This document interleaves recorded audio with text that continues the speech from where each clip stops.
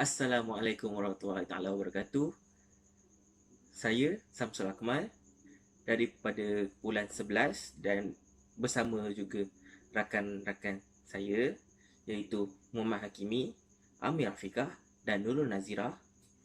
Kami akan membentangkan tentang tajuk tanggungjawab profesional terhadap pelanggan dan pihak ketiga. Kita teruskan pada pengenalan. Apabila disebutkan tentang hubungan antara golongan profesional dan klien, perkara yang ditekankan adalah khidmat kepakaran profesional kepada kliennya. Sebagai contoh, pesakit mendapatkan rawatan daripada doktor yang pakar, peguam yang menyediakan perkhidmatan guaman dan para runding yang memberikan perkhidmatan nasihat kepada pelanggan. Isu antara profesional dan klien ialah peruntukan tanggungjawab dan autoriti dalam membuat keputusan. Okey. Daripada tajuk tanggungjawab profesional terhadap pelanggan dan pihak ketiga ini, kami telah bahagikan kepada 4 subtopik, iaitu obligasi terhadap pelanggan, obligasi bersikap amanah, obligasi terhadap pihak ketiga, dan yang keempat iaitu obligasi terhadap profesion. Okey, seterusnya saya Amir Afiqah binti Rashid akan menerangkan tanggungjawab terhadap pelanggan. Okey, terdapat 5 model yang boleh diaplikasikan dalam tanggungjawab terhadap pelanggan, iaitu yang pertama model agensi, kedua model kontrak, ketiga model persahabatan, keempat model paternalism, kelima model fiduciary. Mari kita lihat setiap model. Okey, kita pergi kepada model yang pertama, iaitu model agensi. Okey, model ini menekankan bahawa autoriti membuat keputusan adalah 100% di tangan klien. Okey, kedua, tugas profesional yang ada kepakaran dia bertindak ke arah yang membolehkan klien itu membuat keputusan sendiri. Okey, yang ketiga, profesional memberikan perkhidmatan untuk mencapai matlamat pelanggan. Okey, contohnya pelanggan hendak membeli rumah. Pelanggan boleh merujuk kepada profesional, contohnya peguam. Okey, di dalam model agensi ini terdapat kelemahan. Okey, antara kelemahannya adalah klien mempunyai pengetahuan untuk memberikan arahan kepada profesional. Okey, yang kedua, menggalakkan profesional tidak menghiraukan tanggungjawabnya terhadap pihak ketiga. Bermaksud model agensi ini telah mengabaikan etika dalam profesional. Okey, antara model yang kedua adalah model kontrak. Model kontrak di mana autoriti dan tanggungjawab dikongsi bersama antara profesional dan klien. Okey, profesional dan klien mempunyai kuasa tawar-menawar yang sama, di mana konsep etika yang ditunjukkan di dalam model ini adalah dengan mendapatkan persetujuan antara profesional dan klien meskipun wujud perbezaan kuasa tawar-menawar mereka. Okey, seterusnya model ini selari dengan konsep nilai kebebasan dan kesamaan peluang. Okey, di dalam model ini terdapat kelebihan model kontrak adalah profesional lebih mudah mendapatkan klien baru sekiranya profesional ingin menamatkan kontraknya. Sebaliknya, klien sukar untuk mendapatkan kepakaran profesionalnya sekiranya kontraknya ditamatkan. Okey. Okey, model ketiga adalah model persahabatan. Okey, di dalam model persahabatan ini, profesional dan klien mempunyai hubungan yang rapat berasaskan prinsip percaya dan mempercayai dan kerjasama antara satu sama lain. Okey, sebagai contoh, dua orang kawan pada masa yang sama memelihara kepentingan masing-masing. Okey.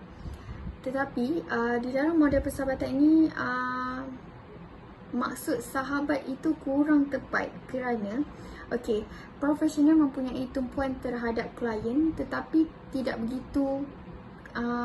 begitu kepada perkara yang dikhususkan. Kedua, profesional menerima seseorang klien tu atas dasar bayaran dan bukannya kerana keprihatinan kepada individu bermaksud pelanggan berkenaan. Model yang keempat adalah model paternalism. Di dalam model ini, profesional diberikan tanggungjawab sepenuhnya dalam membuat keputusan kerana profesional itu sendiri dianggap pakar dan berpengetahuan untuk menentukan apa jua keputusan yang terbaik terhadap pelanggan. Seterusnya di dalam model ini juga dia menafikan kebebasan pelanggan dalam menentukan pilihan dalam membuat keputusan. Profesional mempunyai tanggungjawab untuk satu, menganalisis masalah, dua, menimbangkan penyelesaian alternatif, ketiga, memutuskan alternatif mana yang lebih baik. Sebagai contoh, apabila kita menghantar kanak-kanak pergi ke sekolah, jadi kanak-kanak ini tak tahu kenapa perlu belajar, kenapa perlu pergi sekolah. Jadi pelajar ini tidak tahu menulis, tidak tahu membaca dan melukis.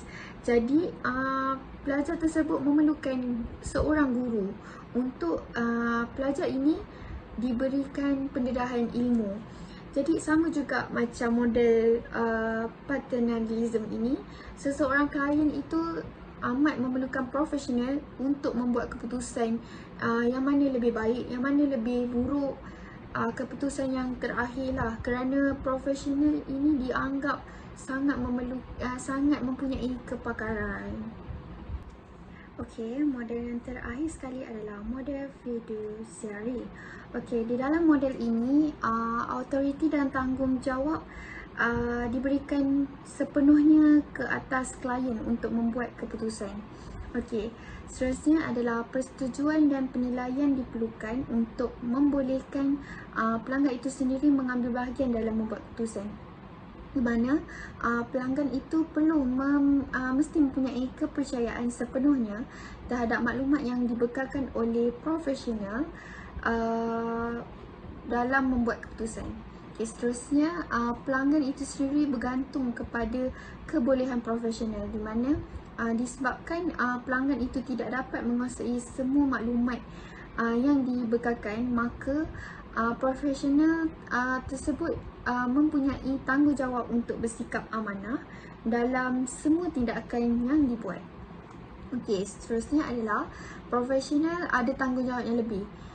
Dalam bermaksud profesional ini mempunyai tanggungjawab yang lebih untuk merumus, merancang, menunjukkan tentang kebaikan dan keburukan, dan akhirnya profesional mengemukakan cadangan. Dan tugas klien pula adalah untuk membuat keputusan sama ada menerima atau menolak cadangan tersebut. Yang terakhir sekali adalah persetujuan klien tidak diperlukan jika melibatkan soal teknik dan kesan yang tidak signifikan kepada klien tersebut.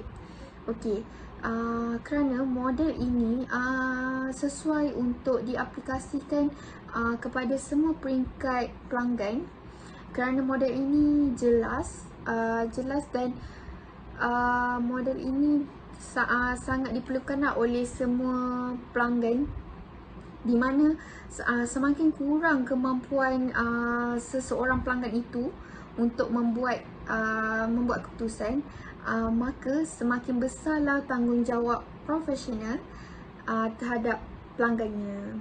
Sekian itu sahaja daripada saya. Assalamualaikum warahmatullahi wabarakatuh. Saya Nurul Nazira binti Majuri ingin menerangkan tugasan yang diberikan bertajuk tanggungjawab profesional terhadap pelanggan dan pihak ketiga dalam aspek amanah. Sifat amanah merupakan sifat terpuji yang perlu ada pada setiap umat manusia untuk mewujudkan keharmonian sejagat. Menurut Ahmad Yasir pada tahun 2012, amanah membawa erti dapat dipercayai, manakala menurut Solahuddin Ismail pada 2010, amanah bermaksud sering berlaku jujur dan bersifat mahmudah. Dan menurut Dale Carnegie pada tahun 2014, amanah adalah tanggungjawab dan komitmen pada tugas dan tanggungjawab yang diberikan. Di dalam Islam, sifat amanah sangat ditekankan dan ia telah termaktub di dalam surah Al-Ahzab ayat 72 yang bermaksud, sesungguhnya kami telah kemukakan tanggungjawab amanah kami kepada langit dan bumi serta gunung ganang untuk memikulnya. Maka mereka enggan memikulnya dan bimbang tidak dapat menyempurnakannya kerana tidak ada pada mereka persediaan untuk memikulnya. Dan pada ketika itu manusia dengan persediaan yang ada padanya sanggup memikulnya. Ingatlah sesungguhnya tabiat kebanyakan manusia adalah suka melakukan kezaliman dan suka pula membuat perkara-perkara yang tidak patut dikerjakan. Oleh itu, amanah menjadi obligasi dalam kepimpinan demi memastikan setiap matlamat yang dirancanakan mencapai kata sepakat. Terdapat dua mengapa seorang profesional itu mesti bersikap amanah. Yang pertama ialah untuk memenuhi kepentingan klien. Memenuhi kepentingan klien ini bermaksud seorang profesional itu menjadi tempat rujukan, tempat mendapat ilmu dan sebagainya. Yang kedua ialah tanggungjawab.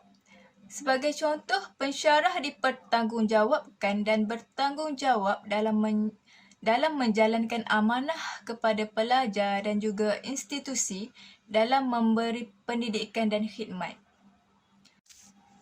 Terdapat 6 sikap amanah yang harus ada pada seorang profesional itu, iaitu kejujuran berterus terang, kompetensi, ketekunan, kesetiaan dan akhir sekali ialah menyimpan rahsia. Kejujuran bermaksud tidak mengambil sesuatu daripada klien tanpa mendapat keizinan daripada mereka. Sebagai contoh, maklumat dan caj. Maklumat di sini bermaksud penyalahgunaan maklumat untuk tujuan tertentu atau kepentingan peribadi yang salah di sisi undang-undang.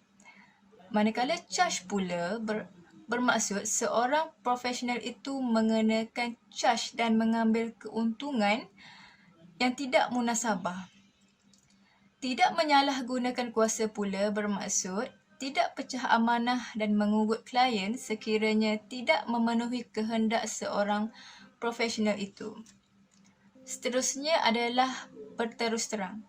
Straightforward bermaksud seseorang profesional itu tidak berdolak dalih dalam memberi perkhidmatannya. Contohnya, beliau berterus terang akan sesuatu permasalahan itu boleh diselesaikan atau sebaliknya. Profesional itu juga harus bersikap terbuka dalam menerima teguran daripada majikan dan klien sebagai penambahbaikan di dalam karier mereka. Kompetensi pula adalah potensi diri. Seorang profesional itu boleh menonjolkan potensi dirinya dalam bidang tersendiri. Contoh, sekiranya beliau pakar dalam bidang perubatan iaitu ortopedik, beliau akan menonjol dalam bidang ortopedik tersebut. Potensi diri dapat ditingkatkan dengan pengkhususan. Pengkhususan bermaksud menyertai bengkel atau seminar, kursus dan melanjutkan pelajaran. Untuk membuktikan kepakaran seseorang profesional itu diiktiraf, beliau akan diberikan lesen di atas kepakaran masing-masing. Sebagai contoh, seorang jurutera akan diberikan gelaran IR manakala seorang doktor akan diberi gelaran DR. Ketekunan ialah memberi khidmat tanpa mengeluh. Seseorang profesional itu harus menjalankan tanggungjawab dengan bersungguh-sungguh dan teliti untuk mengelak kecuaian.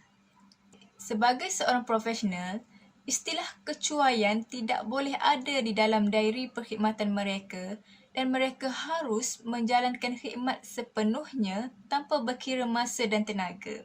Seterusnya, kesetiaan ialah menjaga nilai profesionalisme yang tinggi semasa menjalankan tugas. Seseorang profesional itu tidak boleh bersikap double standard dan harus memberi perkhidmatan yang sama rata kepada klien tanpa mengira pangkat dan taraf kehidupan. Seseorang profesional itu juga harus bersikap jujur dan setia kepada organisasi supaya setiap perancangan dapat dilaksanakan dengan berjaya.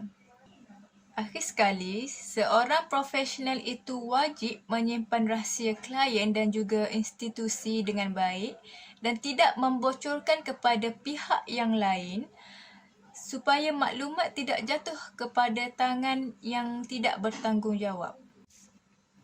Namun begitu, terdapat dua keadaan yang dibenarkan untuk membuat pendedahan berkaitan klien, iaitu yang pertama ialah sekiranya ia melibatkan undang-undang. Jika sesuatu perkara itu melibatkan perbicaraan mahkamah, profesional dibenarkan untuk mendedahkan maklumat yang sahih berkaitan klien. Kedua ialah mendapat keizinan daripada klien dengan bersyarat. Perkara ini adalah untuk kepentingan klien dalam mendapatkan hak dan pembelaan. Demikian penerangan berkaitan sifat amanah dalam diri seorang profesional. Oleh itu, sifat amanah harus dipupuk agar tidak menjejaskan imej profesionalisme dan sebuah institusi. Itu sahaja daripada saya. Terima kasih. Baiklah, kita teruskan dengan tanggungjawab terhadap pihak ketiga. Tanggungjawab kepada pihak ketiga saya telah bahagikan kepada 3, iaitu ketulusan, tidak mencederakan orang lain, dan klien dan orang lain. Ketulusan. Okey, bertindak tulus. Tulus ni arti kata lain adalah kita jujur dan ikhlas. Okey, poin yang pertama adalah bertindak profesional walaupun tiada sebarang hubungan dengan mereka. Dan poin kedua adalah bersedia dalam mendedahkan sebarang maklumat yang mungkin boleh mengelirukan. Okey, daripada poin tersebut, kita kena sewaktu kita membentangkan, contoh kalau kita membentangkan projek ataupun membentangkan sesuatu pada orang, nak mempamerkan apa yang kita, barang yang kita punya, kita kena bertindak profesional. Kena menyediakan bahan-bahan yang lengkap untuk mempamerkan kepada mereka, untuk memberikan mereka memberi kepercayaan kepada mereka. Walaupun mereka tiada sebarang jalinan hubungan pun dengan kita. Dan kita juga kena sentiasa bersedialah. Nah, dengan poin-poin yang kita akan bagi kepada mereka, walaupun poin itu agak mengelirukan, tapi kita kena sediakan apa jawapan yang kita bakal beri jika mereka menanyakan soalan kepada kita tentang sesuatu yang mereka tidak faham. Okey, seterusnya, tidak mencederakan orang lain. Tindakan profesional boleh menyebabkan orang lain mengalami kerugian dari segi kewangan dan peluang. Ini tidak dapat dielakkan, tetapi penting bagi profesional memastikan tindakannya di atas landasan yang adil dan di dalam persaingan yang sihat. Jika seseorang jika profesional ini membentangkan tentang idea mereka, mereka harus bertindak rasional. Jika apa yang dibentang bakal ditolak dan tidak perlu mengikutkan emosi. Jika mengikutkan emosi bakal menjadikan pergaduhan di dalam syarikat tersebut ataupun bila kita berhadapan dengan klien. Jadi perkara ini amat perlu dielak. Klien dan orang lain. Klien ni digambarkan sebenarnya klien ini boleh merujuk kepada seseorang atau sebuah syarikat. Jika macam saya membuat kata urusan jual beli, jadi nak kata kalau saya sebagai penjual dan orang tersebut merupakan seorang pembeli itu merupakan klien saya. Kalau nak katakan di dalam sebuah hospital sekalipun, jika saya adalah doktor, klien saya adalah pesakit. Okey. Utamakan klien asalkan tidak melanggar undang-undang negara. Okey. Banyaklah pada zaman sekarang ni yang orang nak dikatakan melibatkan bisnes dengan rasuah. Itu amat-amatlah kita harus elakkan. Kerana perbuatan rasuah adalah amat salah di sisi undang-undang. Okey, seterusnya saya Muhammad Hakimi bin Muhammad Fazil. Jadi saya akan menerangkan tentang tanggungjawab terhadap profesion. Apa itu tanggungjawab terhadap profesion? Okey, pertama sekali, kebanyakan kod etika profesion menekankan tanggungjawab untuk memberikan kebaikan kepada umum. Okey, seterusnya tanggungjawab kebaikan awam meliputi kepada 3 aspek. Pertama, kepimpinan sosial. Yang kedua, peningkatan pengetahuan dan kemahiran. Yang ketiga, mengekalkan dan menambahkan peranan profesion berkenaan. Okey, seterusnya, apa itu penyelidikan dan reformasi? Okey, penyelidikan ini bermaksud profesional bertanggungjawab menjalankan penyelidikan mengikut kepakaran dalam bidang masing-masing. Okey, reformasi ni pula dia boleh dijalankan oleh golongan bukan profesional dengan bantuan daripada pihak profesional. Jadi saya akan menerangkan dengan lebih lanjut mengenai tentang penyelidikan. Okey. Penyelidikan ini isu yang sering dikaitkan dengan penyelidikan ialah persetujuan daripada pihak yang terlibat. Okey, unsur-unsur utama aspek persetujuan ini adalah daripada kemampuan untuk memahami dan membuat pilihan. Selain itu menjelaskan alternatif yang sedia ada dan akan menjangkakan risiko yang akan dihadapi. Okey, nilai etika penyelidikan ini tanggungjawab melindungi orang lain daripada kecederaan dan menilai terhadap kegunaan dan faedah daripada hasil penyelidikan. Penyelidikan yang tidak berfaedah tidak harus dijalankan. Reformasi. Apa itu reformasi? Reformasi ini banyak tertumpu dalam bidang guaman. Reformasi tidak semestinya melibatkan undang-undang, tapi mungkin dalam bentuk peraturan secara sukarelawan. Selain itu, reformasi ini juga menekankan tanggungjawab melaksanakan reformasi berpunca daripada kepakaran dan sifat monopoli profesional. Okey, kita pergi pada menghormati profesion. Okey, menghormati profesion ini memerlukan profesional sentiasa prihatin dengan pandangan umum tentang profesionalnya. Selain itu, mendapatkan penghormatan ada kaitan dengan memenuhi tanggungjawab profesion sepenuhnya. Seterusnya, penekanan kod etika. Okey, yang pertama, profesional sepatutnya memberikan gambaran bahawa mereka sentiasa menghormati di antara satu sama lain. Yang kedua, profesional bertanggungjawab memberikan maklumat tentang kecekapan dan peribadi kepada bakal profesional yang akan masuk ke dalam profesion mereka. Yang ketiga, Profesional bertanggungjawab memikul beban bersama untuk memenuhi peranan sosial profesion masing-masing. Okey, terdiri daripada isu identifikasi profesion, dan isu ini timbul kerana kegagalan menyediakan perkhidmatan yang sama rata kepada semua pihak. Okey, kesimpulan. Terakhir sekali, tanggungjawab terhadap pihak ketiga wujud berdasarkan norma-norma biasa kerana tidak wujud hubungan istimewa antara profesional dengan pihak ketiga. Asas bagi tanggungjawab ini adalah ketelusan dan keadilan. Pendekatan khas dengan mewujudkan keseimbangan perlu diambil bagi membolehkan keseimbangan antara tanggungjawab terhadap pelanggan dan masyarakat. Akhir sekali, penyelidikan perlu meningkatkan taraf profesional dan memenuhi ciri-ciri profesionalismenya.